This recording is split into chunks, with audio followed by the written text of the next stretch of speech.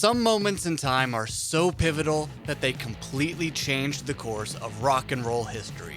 I'm Graham from Loudwire, and these are 10 moments that nearly destroyed rock. Let's start out at number 1 with the most important man in rock and roll history, Les Paul.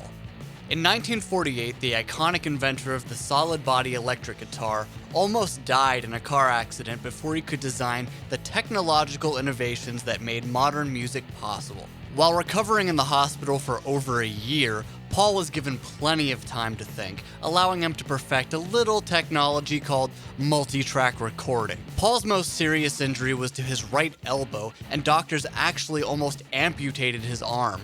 But Les told him to fuse his elbow at a 90-degree angle so he could keep playing. A couple years later, the Gibson Les Paul was designed, and where would rock and roll be without the Les Paul? At number 2, we've got Elvis in the Army. Now, Elvis Presley was the biggest star on the planet when he joined the Army in 1958. However, Presley had registered his name for the draft 5 years earlier when he turned 18 and faced conscription during the final year of the Korean War. Elvis actually got a deferment for being a good student, narrowly escaping a trip to the Pacific where tens of thousands of Americans were killed in battle. Elvis Presley's good grades may have actually saved his life, along with, the entire history of rock and roll. Number 3, the Beatles Bigger than Jesus. In 1966, John Lennon gave an interview with the London Evening Standard, where he said, "Christianity will go, it will vanish and shrink. I needn't argue about that. I'm right, and I will be proved right. We're more popular than Jesus now." Now, can you imagine if one of the world's biggest pop stars said that today, let alone in 1966? The backlash was immense. 2 Alabama disc jockeys actually began a protest that included destroying Beatles records, and plenty of people joined in. Lennon quickly cleaned up his statement, adding he wasn't anti-religious or anti-God, and that if he said television was more popular than Jesus, he may have actually gotten away with the quote. It was nearly career suicide for the Beatles, and just months before the release of Revolver.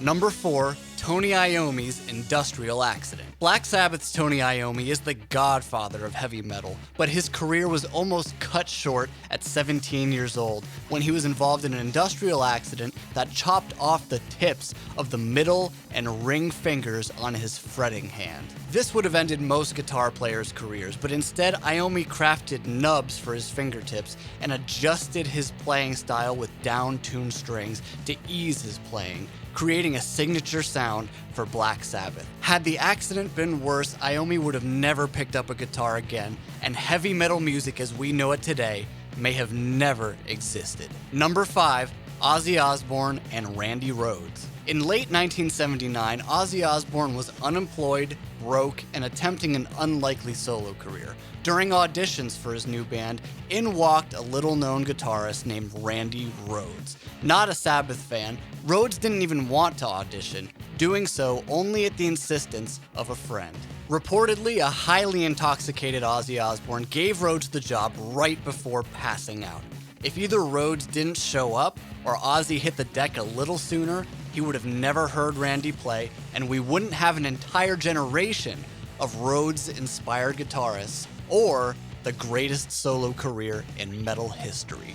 Number 6, the PMRC. Should music be rated in the same way that movies are? Back in 1985, an organization called the Parents Music Resource Center argued for that very system. To help support their argument, they came up with a list of songs known as the Filthy 15, including tracks from Venom, Merciful Fate, Black Sabbath, Judas Priest, AC/DC, and Twisted Sister. To battle the PMRC, Dee Snider and Frank Zappa took on Tipper Gore and her panel, testifying on live television to help rescue music from the grips of censorship. If it wasn't for them, your favorite metal albums may have been rated R or even X, keeping those records from your turntable until you were of age. Snider and Zappa, 2 heroes for freedom of expression. Number 7 sees one of the greatest guitarists almost leaving one of the greatest bands. Now, Hollywood was the place to be if you were a musician looking to make it in the mid-80s, and not long before Slash welcomed us to the jungle, he actually was going to quit the pre-Guns N' Roses band Hollywood Rose. During this time, Slash actually auditioned for Poison, narrowly losing out on the gig to CeCe DeVille. Now, Slash knew it wasn't going to work out when he was asked about wearing makeup, but had Slash been chosen for Poison, Guns N' Roses would have never made Appetite for Destruction, and we wouldn't have one of the biggest stadium bands in the world today. Number 8, the trial of Judas Priest. In 1990, Judas Priest found themselves in court, accused of inciting the suicide of 2 young men with a song that was recorded over a decade earlier. Their parents decided to bring a civil lawsuit against Judas Priest, claiming there were subliminal messages contained in Priest's recording of Better by You, Better Than Me. Rob Halford explained, "I had to sing the song in court, a cappella. I think it was then that the judge thought, what am I doing here? No band goes out of its way to kill its fans." Priest were in court every day for a month, and although they were found to be innocent, the emotional trial would have broken a lesser band and bankrupted them financially. Plus, if Priest had been held accountable for the fans' deaths, just imagine how many other bands could have been taken to court in the last 30 years. Number 9, Dave Grohl's big decision. What's the biggest difference between Bleach Nirvana and Nevermind Nirvana? Dave Grohl's drumming.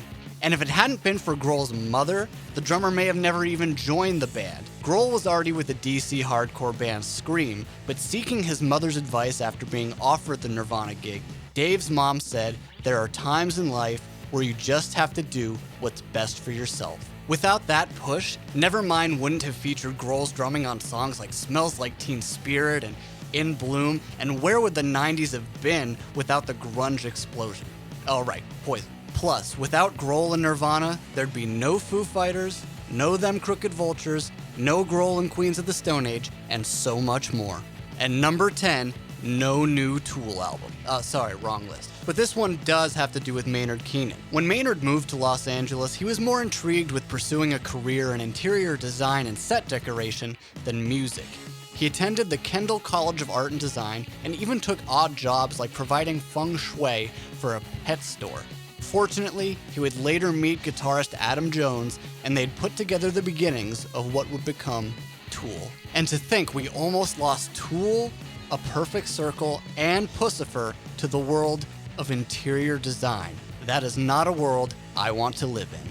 And there it is, 10 moments that nearly destroyed rock. Make sure to hit subscribe and comment. Follow us on Facebook, Twitter, and Instagram. You can follow me on Twitter at GramWire, and we'll see you next time.